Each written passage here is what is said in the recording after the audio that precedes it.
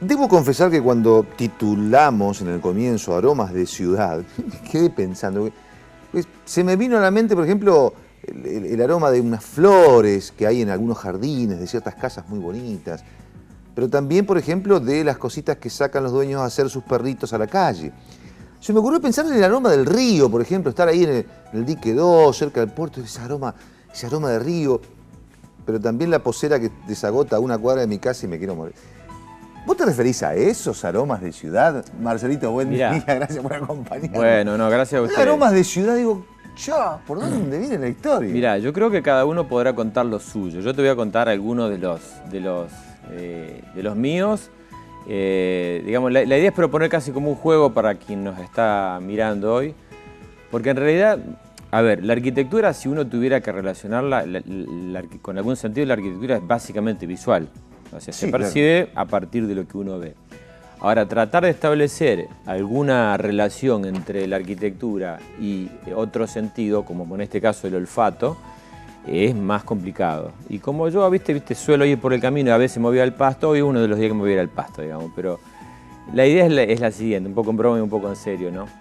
La relación es quizás un poco menos evidente que a partir de relacionar la arquitectura con lo visual, pero yo tengo una teoría muy propia, que yo digo que en realidad nosotros todos tenemos una memoria olfativa que está ahí dormida en algún lugar del cerebro, que en algún momento se despierta cuando algún aroma o alguna fragancia en especial nos hace acordar de algún espacio en el cual hemos vivido, algún lugar que hemos conocido, una ciudad que nos resulte familiar, a mí me pasa, una casa. Me pasa, sí. ¿A vos te pasa? Sí, sí.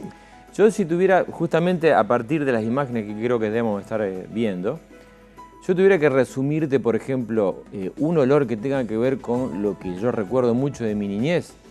Mirá, yo viví en una calle, en un barrio con calle de tierra. A calle regada, María. ¿Viste vos? Bueno, sí, yo a lo mejor por ahí, yo iba a contar lo que es el camión regador, porque hay gente que dirá, ¿qué es un camión regador? Digamos, hay gente, perdón, hay gente, vení Marito, hay gente que no sabe lo que es el camión regador. En Reconquista, donde yo vivía, teníamos el camión regador, pero además, la broma era que los chicos nos poníamos en la calle cuando el tipo sabía, nosotros estábamos ahí, y tenían como dos esparsores, y la idea era que nos mojaran las piernas, digamos.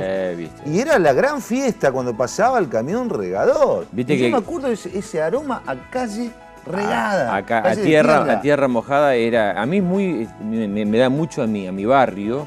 Y te digo más, una cosa que a lo mejor tiene que ver con una consecuencia del paso del regador, era que se llenaba la calle de color blanco y amarillo de las mariposas que había en ese momento, y detrás de eso venían los alguaciles. Los alguaciles, no sé si lo conocés, las libélulas, ¿viste? Bueno, obvio, por supuesto que no bueno, bichos que inclusive en el tiempo casi yo no he visto más, por lo menos los que de las características que había en ese momento. Y era todo un paisaje que tiene que ver con un recuerdo muy especial, que cada vez que huelo en la tierra mojada me remite a ese recuerdo que tiene que ver. ¿Por qué lo relacionás con la arquitectura? Porque yo digo que la arquitectura no solamente es algo construido, sino es el espacio que uno habita. El barrio es el conjunto de casas que componen esa arquitectura barrial que tiene que ver con la realidad de cada uno. Las calles también son parte de la arquitectura.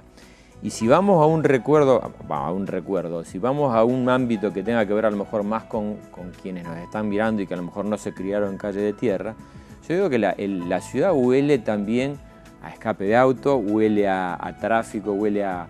Yo digo que hay determinadas especies de árboles, por ejemplo, entre ellos el plátano, en algunas imágenes han aparecido.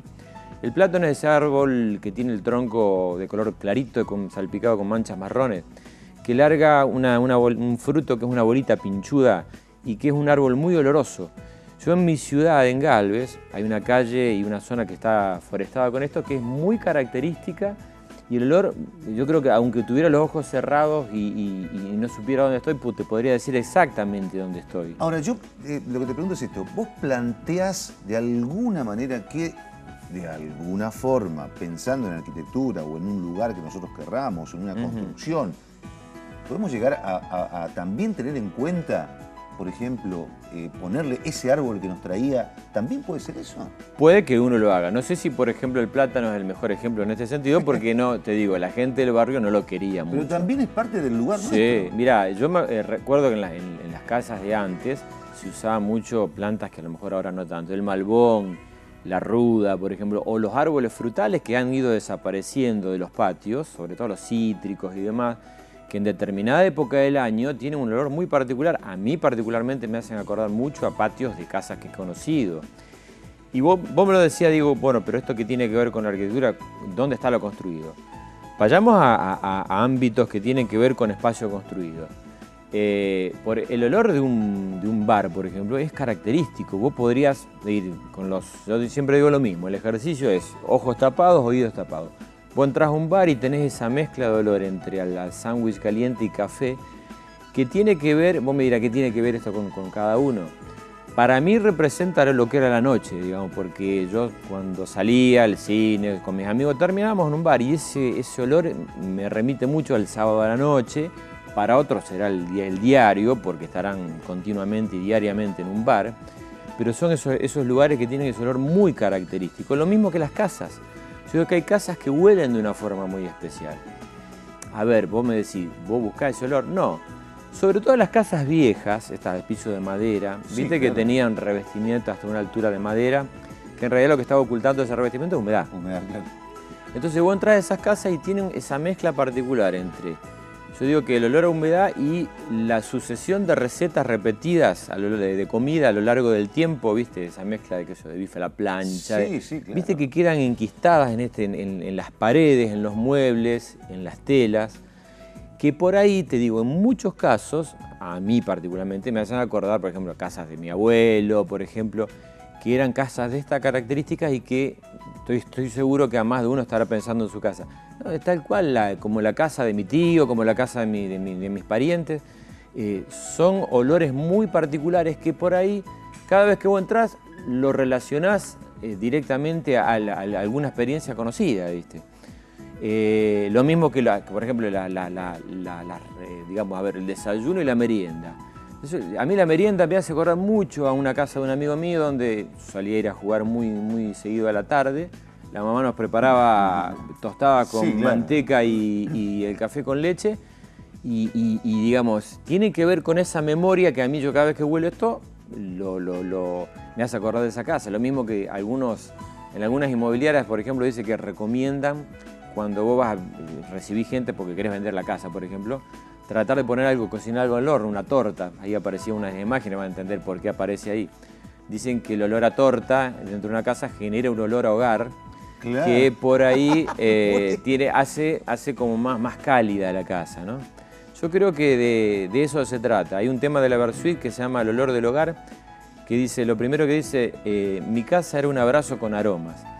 Yo creo que esa casa, por el abrazo, por lo cálido que resulta tu casa, pero también por esa mezcla de aroma que es muy propia del lugar que uno conoció o habitó y que creo que en este caso valía la pena casi como juego. Tratar de traerlo como para que cada uno vaya disparando en su casa sus propios recuerdos, ¿no? Me encantó porque más de uno estará ahora oliendo. Dice, a ver, ¿a qué huele en mi casa? Porque es algo que por ahí uno no le presta atención. Donde menos reconoces en tu casa, ¿eh? Claro. Vos no lo reconoces en tu casa. Yo creo que por ahí es más fácil reconocerlo en casa ajena, claro, porque el aroma de tu casa tiene que ver con lo que tu diario vivir, ¿no? Marcelito, gracias como siempre. No, muy lindo, muy original sobre todo, muy diferente. Muchas gracias. No, gracias a vos. Bueno, hablando de ambientes, de lugares, vamos a ir a un ambiente que tiene olor a exposición. Las exposiciones también tienen sus olores.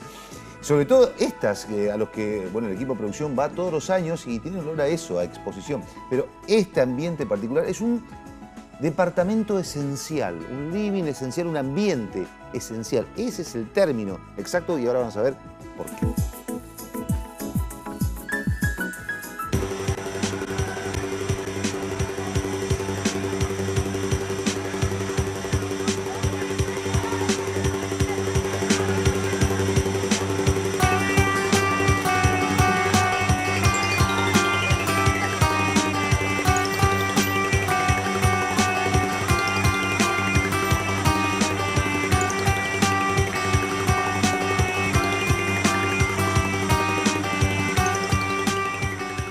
Bueno, este es el espacio 23, soy Viviana Melamed Este año, para esta edición de Casa Foa, hicimos un estar que lo llamamos estar esencial.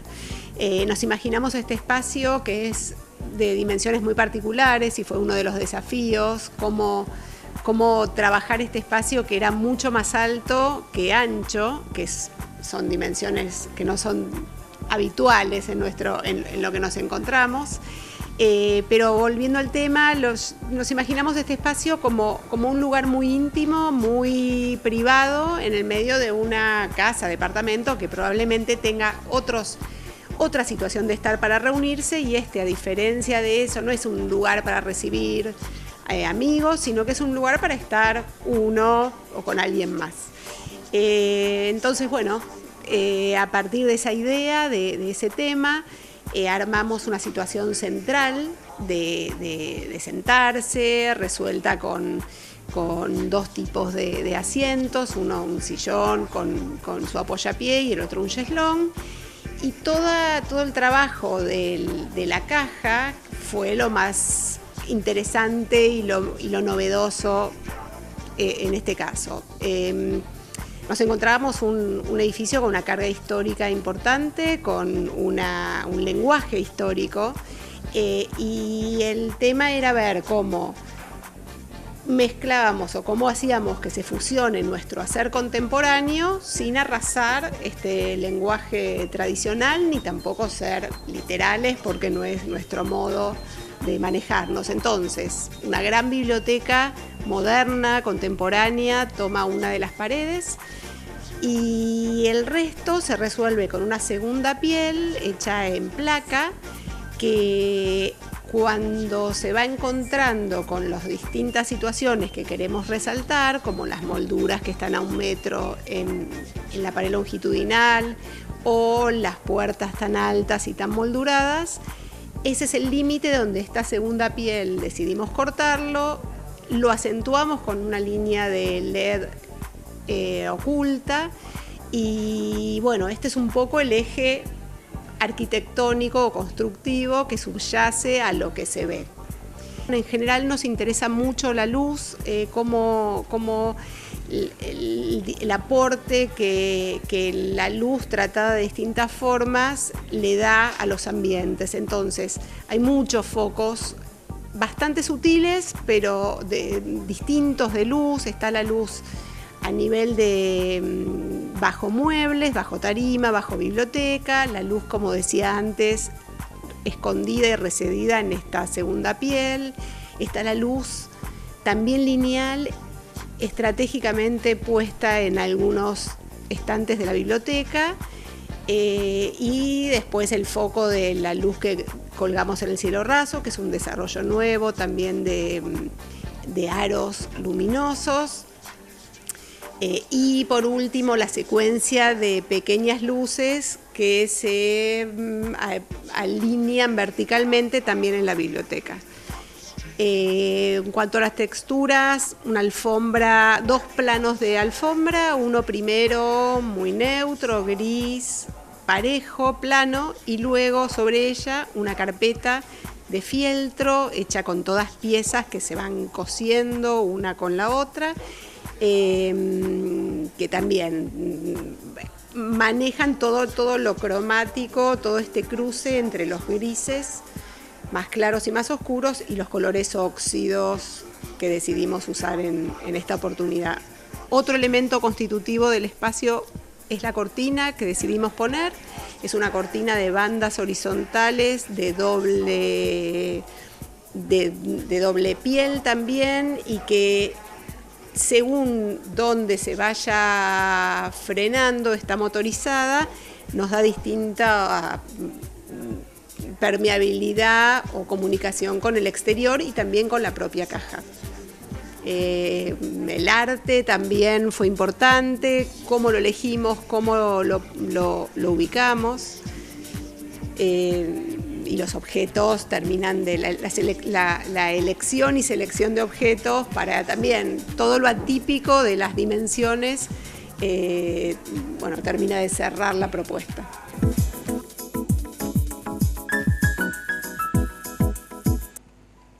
Sabés que nos quedamos hablando Mirá esa salsita, mirá esa salsita.